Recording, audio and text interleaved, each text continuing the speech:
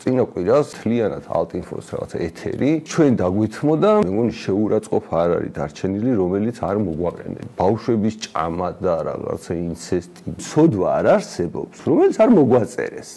აი მაგალითად ლიბერალური ოჯახის მაგალითი შესაძლებელია არის რაღაცა სულგერული ოჯახი, რო წარმოვიდგინოთ, სადაც ორი კაცი და ერთი ქალია, იმიტომ რომ რაღაცა მრავალფეროვნება მოინდომეს. ესეთი ოჯახი არის სრულიად შეესაბამება ლიბერალურ სტანდარტებს. გირჩისთვის რა, ეგეთი ოჯახი არისო, სწორი ოჯახიო, მათი რწმენიდან გამომდინარეო, ესეთი ოჯახი არისო, სწორიო რა. რომ ნებადართული იყოს ოჯახის წევრებს შორის სექსუალური კავშირი და აი მილიონი აღვირახსნილი რაღაცა ქმედება, რომელიც შეიძლება ადამიანს თავში დაებადოს აზრად.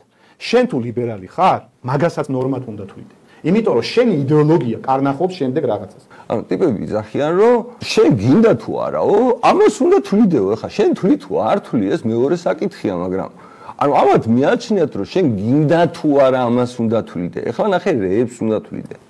შენი უზენაესი ჭეშმარიტება არის ინდივიდუალური თავისუფლება. შენ თუ ლიბერალი ხარ. ინდივიდუალური თავისუფლების პრიზმაში თუ ადამიანს რაღაც უყოლდობა მოუნდა, ან ბოდიში და რაღაცა ფეკალიების ჭამა შენ უნდა აღიარო მისი უფლება. ამ ფეკალიების უფლება, შენ თუ მაგას არ უღიარებ, ესე იგი შენ არ ყოფილი თუ არ ლიბერალი.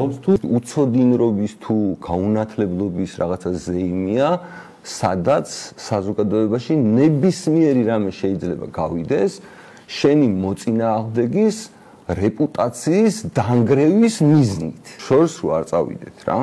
უბრალოდ წარმოგადგენთ ხალხო, რომ ვინ იყვნენ ლიბერალები, დიდი ხანი გუშინ ველაპარაკებოდი, გროქს. ვინ ითვლებიან კლასიკური ლიბერალური იდეოლოგიის მთავარ ავტორიტეტებად მეთქი რა. იწყება ეს ყველაფერი ჯონ ლოკიდან. ჯონ ლოკი ითვლება, ადამ სმიტი ითვლება, მონტესკიე ითვლება. ეს იდეოლოგია, ლიბერალიზმი, კლასიკური ლიბერალიზმი, მე-19 საუკუნის ფენომენია და აი ეს პატიოსანი ხალხი, თომას ჰობსი, დავით რიკარდო, რომელიც იყო ფაქტიურად ჩვენი ეკონომიკური სკოლის მთავარი, ასე ვთქვათ, ერთ-ერთი მამა, ფრედერიკ ბასტია, რომელიც ილია ჭავჭავაძეს აქვს ნათარგმნი ჯერ კიდე მე-19 საუკუნეში, თომას ჯეფერსონი იმაში, რა ვქვა, ამერიკაში და ასე შემდეგ ითვლებიან ამის, ასე ვთქვათ, წამყვან ფიგურებად. შემდეგ ვეკითხები, რომ რამდენადაც მე მესმის მეთქი ლოკი ქრისტიანი იყო და ამ უფლებების წარმოშობილს ღმერთს უკავშირდება. ანუ ადამიანისთვის ღმერთის მიერ მინიჭებულ განუყოფელ უფლებად ითვლება მეთქი და ამაზე მეუბნება რომ კი ნამდვილად ლოკი იყო რელიგიური, ფაქტობრივად თეოლოგი იყო თავისი რაღაცა გარდა ფილოსოფოსის და პოლიტიკური ფილოსოფიის, შეიძლება თქვა რომ თეოლოგიც კი იყო ამის და ამ ყველაფერს უკავშირდება ადამიანი იმას რომ ადამიანს ღმერთმა თანაბრად შექმნა, ყველას მიანიჭა ერთი და იგივე რაღაცნაირი უფლება იმის, რომ იცოცხლოს, სიცოცხლის, საკუთრების და თავისუფლების, აი ეს სამი განუყოფელი უფლება, რომელზეც დაფუძნებული არის ამერიკის შეერთებული შტატები. რეალურად მთელი ამბავი ის არის, რომ მინდა გაჩვენოთ, ვინ არიან დღეს ამერიკაში კონსერვატორები და ვინ არიან საქართველოში კონსერვატორები.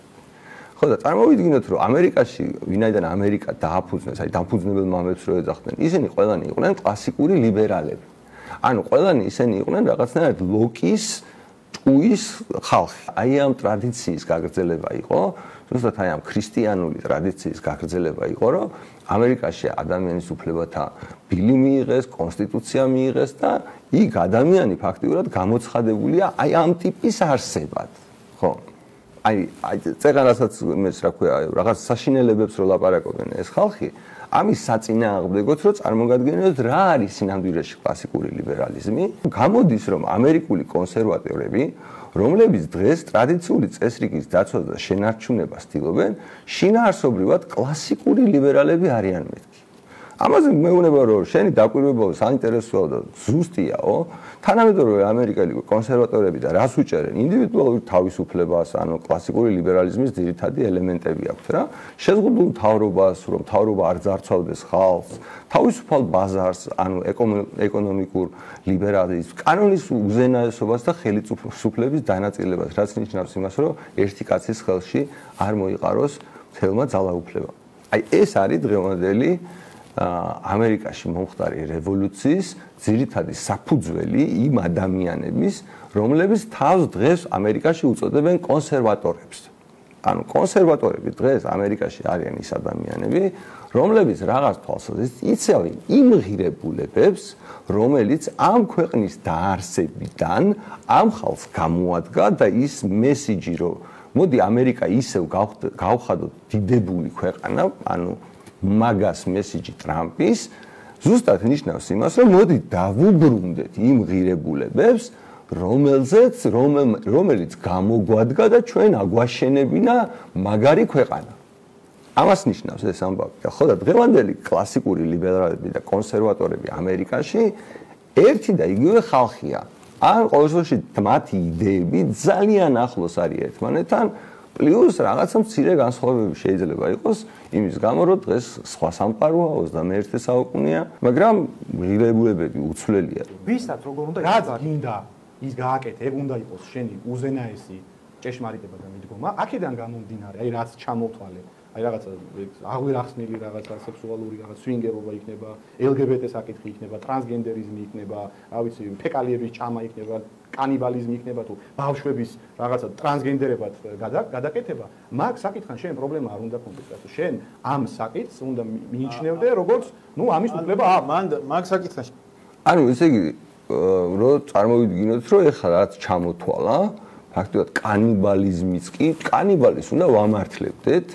იქ რა ვიცი ბავშვების დამახინჯებას და ეხლა უბრალოდ გაჩვენებთ რა.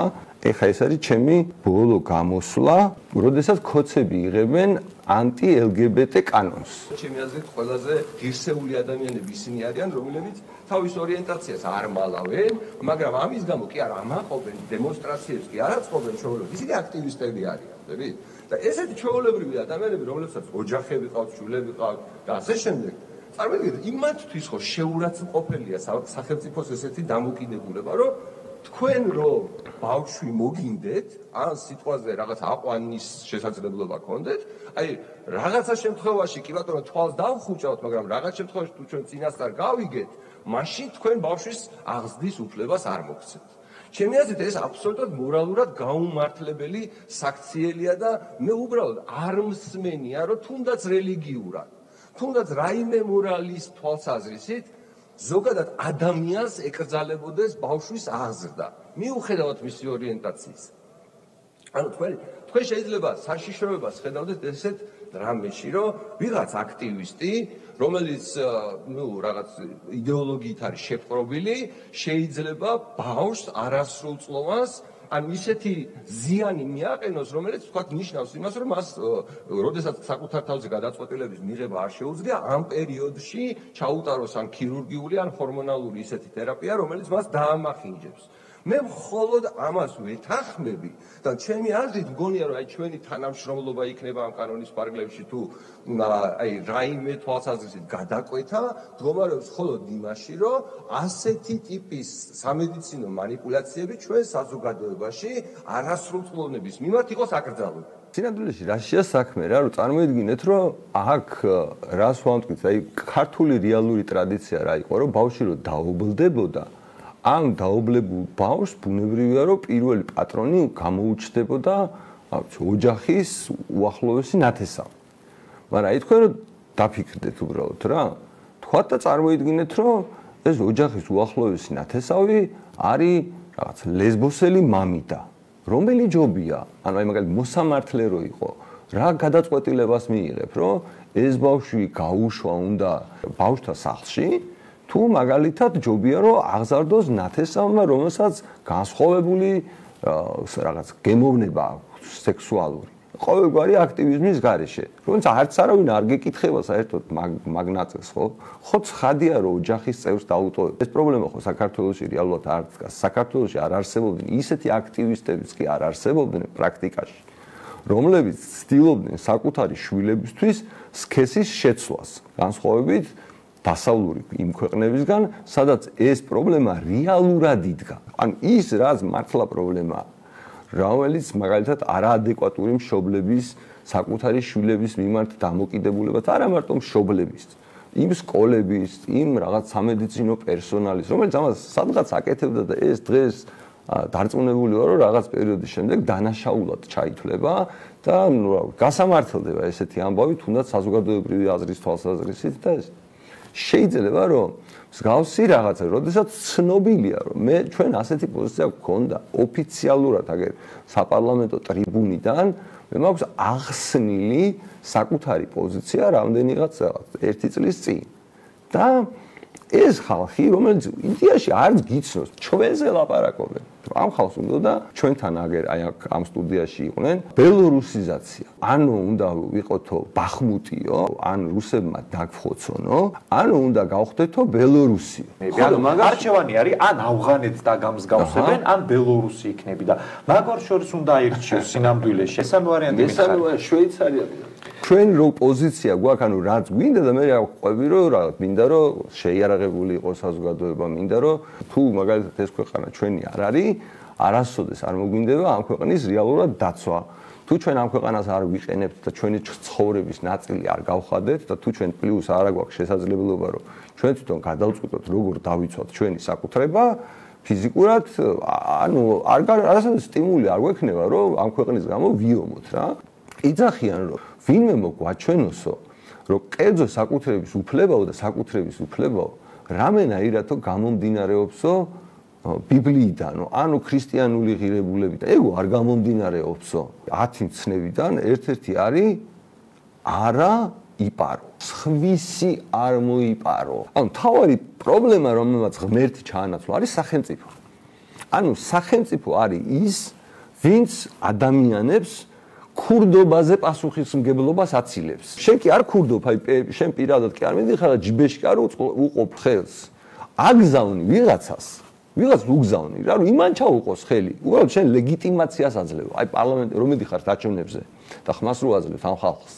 რომელიც ერთადერთ რამეს გეუბნებათ, რომ ბიძინას მაგივრად, აი ბელორუსის მართველი მე ვიქნები. ბიძინას სუდად მართავს ბელორუსს.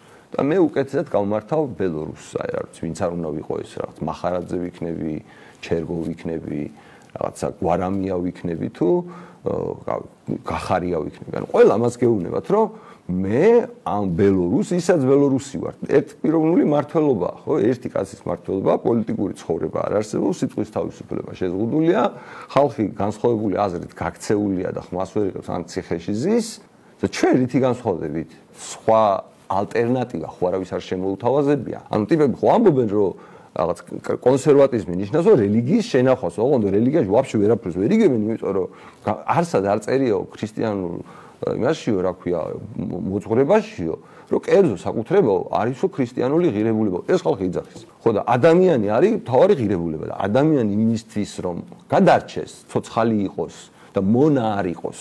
სამი რამე ჭირდება. ჭირდება რომ მისი სიცოცხლე იყოს დაცული, მკვდარი რო არ იყოს, მისი თავისუფლება რომ თვითონ გადაწყვიტოს, რაზე აიღოს პასუხისმგებლობა და რაზე და შეცდომაც მოსულა, ეს არის თავისუფლების შინაარსი და საკუთრება. ანუ საკუთრება არის რომ როდესღაც რაღაცა გავაკეთე და იმისთვის გავაკეთე, ჩემი ასე ვთქვათ, სიცოცხლე და ჩემი თავისუფლება შევინარჩუნო, იმიტომ რომ როგორც კი საკუთრებას გამოაცლი, აი ამ ტრიადას, აი რაღაც სამეულს, აღარც თავისუფლება რჩება და სიცოცხლეს რისკი ემუქრება. ხო და ამათ ყველას უნდა რომ საკუთრება გამოაცალონ ამ საზოგადოება. არა ცილის წამო წამებითა ცრუითა. ეს ხალხი ხო მეცხრე ცნებას მთელი 2 საათი არღვევს. მართლა რომ გინდოდეს სინამდვილეში პოლიტიკაზე ლაპარაკი ან არ ვიცი სტუმრად მისვლა ან ამ ხალხის დაპატიჟება უკვე უხერხული ხდება. ეს სიძულვილი საიდან მოდის? რატომ მოდის ეს სიძულვილი? რომც გინდოდეს, რომც ცდილობდე რომ მოყვასილით გიყვარდეს. როგორ უნდა ლაპარაკო, არ ვიცი.